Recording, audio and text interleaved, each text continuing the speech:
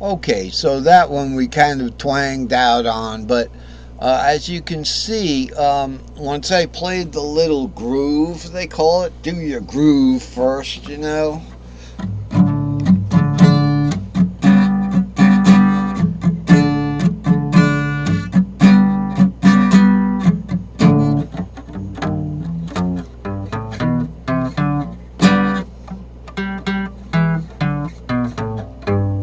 Okay, that, but you know, I went ahead and knew that I was on an A shape there on that G, and that was just using know-how. But we want to connect these things, right? So it was really this is the Dorian root arpeggio 2 4 6 2. So we've got the minor third, the major third, and then the P4 to the octave that lands you on the 2, and that 2 you can use to go into what? A D shaped 5. The glue note is the 2. It's a second inversion, so it's all right. So what I was really playing was this. Okay, there's your second, and then I reaccented the 2 as the beginning of this chord.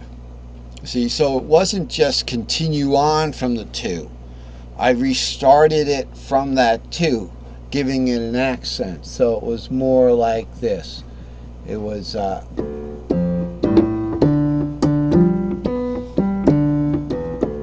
sorry.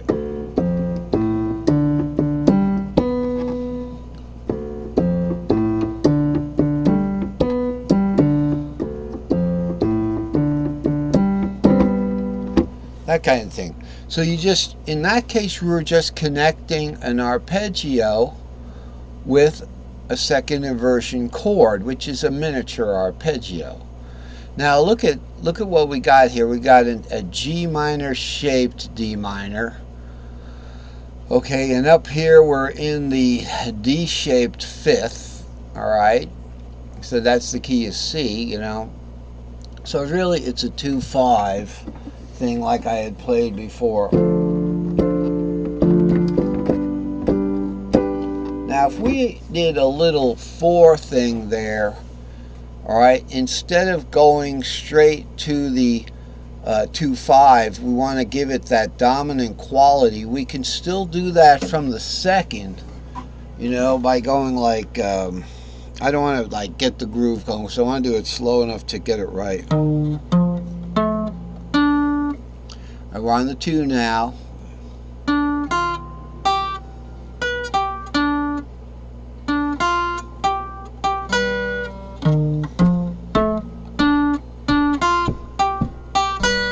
Okay, so in that case, it gives it a little more of that dominant. So you're doing a 2 to a 5 dominant.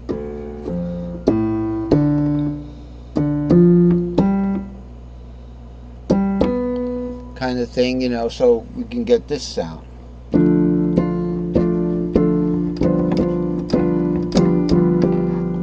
Except I did a little suspended 4th on it. So that was a good one. Okay, so we're going to finish up. I've also got the 2 pattern stacks on here. Okay, I wanted to do these arbitrary substitutions, and it really, you know, I stumbled onto not a substitution but a transition. Okay, now we could try one more that I just thought of, which is a substitution of a different chord into, you know, and then going back to the other one. So let's look at our example here. This might get a little dry, but we don't want to mess it up. You know, you can always play something and it sounds great, but if you don't know, you know, really what you're doing, if you don't have any particular battle plan, you know, it's just going to be a temporary high. So, you know, like, hi. Oh. I don't know, that's a joke. I'm trying to make a joke. All right, so trying, but not not succeeding. So if we do the arpeggio here, and let's say on the, so we do the 2 4 6, so you've got that, you've got the G minor shaped D minor. Now from that 6 here, okay, we could substitute something there that would start on a 6. All right, it starts on the 6, which would be an interesting thing. All right, over here we've got the A minor, okay, or we could do a G. We could do a G root pentatonic there. So we're going to do we could start the 2 4 6. Now magic circle comes into play a little bit here. If we start a G pentatonic from the 3rd string, what's magic circle going to give us? Okay, we got to find magic circle right here. We start a G pentatonic from the 3rd string. Okay, 1st string, 2nd string, 3rd string. We're going to get an E there.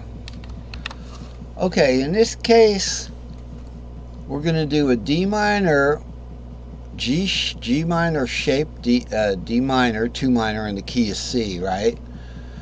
Going to do 2 4 6, and then we're going to start a G pentatonic there because it starts on the 6, right? We don't want to be confused. We just want to play something from that 6. So here's I can do this low, I believe. Can I do it low? No, I can't do it low. I have to do it high.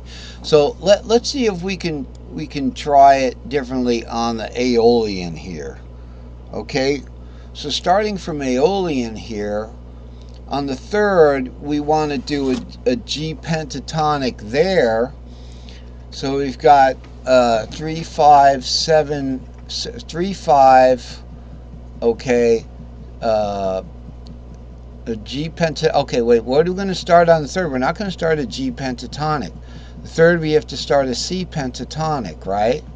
Because C pentatonic, because E is the 3rd of C. Okay, so we're going to start a C pentatonic there.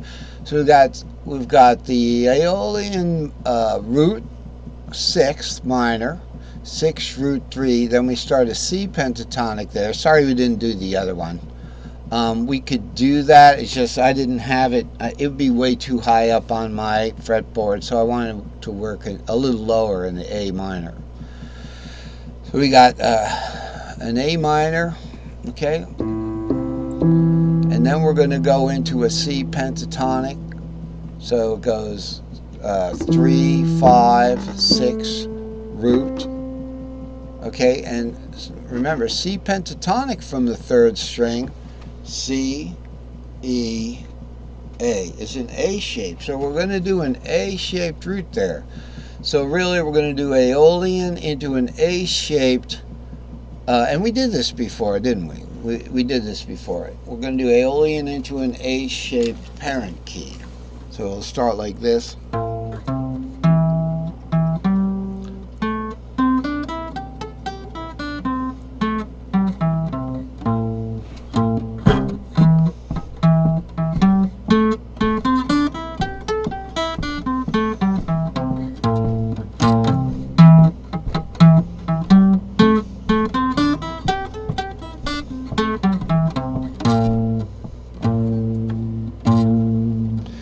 I'm stretching that, or that string is.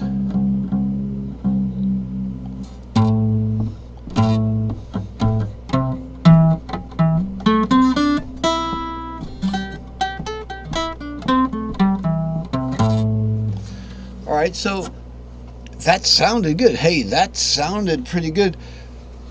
But if you just played that on the fly and didn't know what you were doing, that's about all you could say about it. It sounds good. Hey, get the whole band to play on this, and somebody's going to start playing an A minor.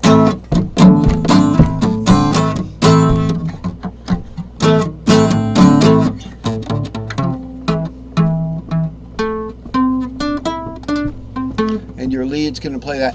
But you're not going to know that you are simply doing an A minor arpeggio and then stopping there and starting a C-shaped pentatonic scale that went through the